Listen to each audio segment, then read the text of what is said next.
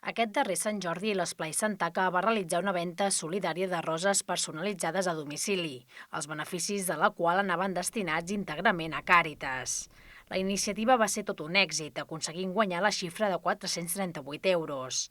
Càritas es va mostrar molt agraït per aquesta ajuda i va convidar les monitores de l'esplai a conèixer de més a prop la seva tasca i funcionament. Una tarda que va permetre a ambdues entitats iniciar un vincle que l'Esplai Santaca preveu estrènyer de cara al futur mitjançant altres activitats conjuntes.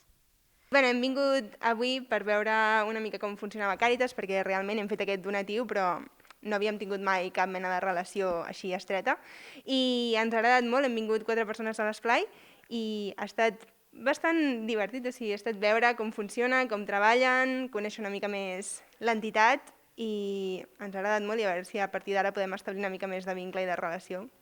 Càritas Parroquial va iniciar-se l'any 2008 arrel de les necessitats derivades de la crisi econòmica, un projecte que havia de durar uns anys, però que fins ara no s'ha aturat.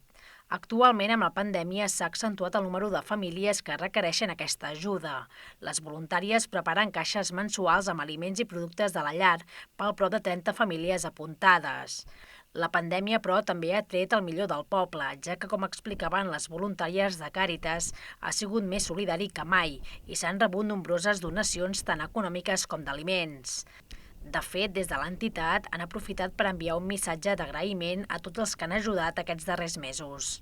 Des de Càritas us volem agrair primer als de Canal 7 que ens vingueu a veure també, a l'Esplai que ha fet un esforç de vendre roses en uns temps complicats, amb tot això de la pandèmia que fa masses dies que dura, i us volem agrair la iniciativa i per pensar també en les nostres estimades famílies, perquè són molt estimades les famílies que tenim, perquè s'ho passen molt malament.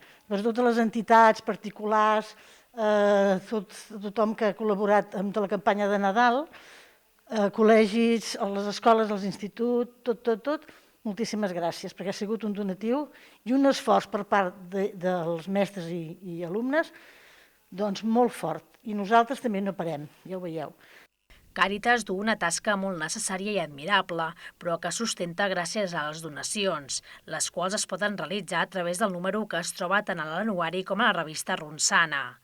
Ara, més que mai, és necessari ajudar-nos i solidaritzar-nos entre tots. Per això l'entitat fa una crida al poble perquè es realitzin donacions mensualment, per tal de poder oferir a les famílies en situació de necessitat el que els calgui.